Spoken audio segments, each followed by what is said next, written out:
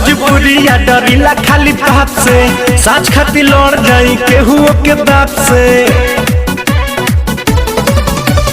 हई भोजपुरिया डरिला खाली बाप से, साँच खाती लड़ जाई केहू के बाप से। तो पीछे हटम न के तनो झमेल होई, आज जेल होई काल बेल होई, परसों से उहे खेल होई। आज जेल होई काल बेल होई, परसों से उहे खेल होई।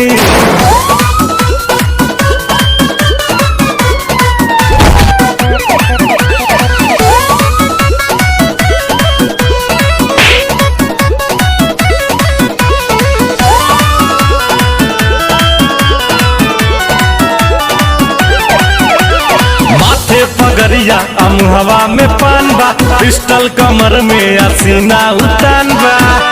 इहे तो असली भोजपुरिया के पहचान बा। इहे तो असली भोजपुरिया के पहचान बा। भारी सौ पाए के अकेल होई, आज जेल होई काल बेल होई, परसों से उहे खेल होई। आज जेल होई कल बेल होई, परसों से उहे खेल होई।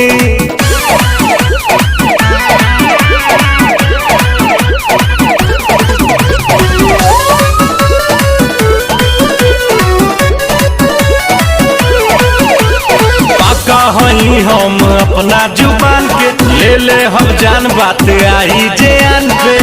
करिले न सहीले माटी के अपमान के, करिले न सहीले माटी के अपमान के। हर दे हम जे माथा फेल होई,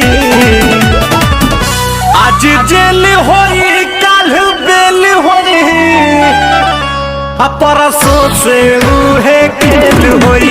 आज जेल होई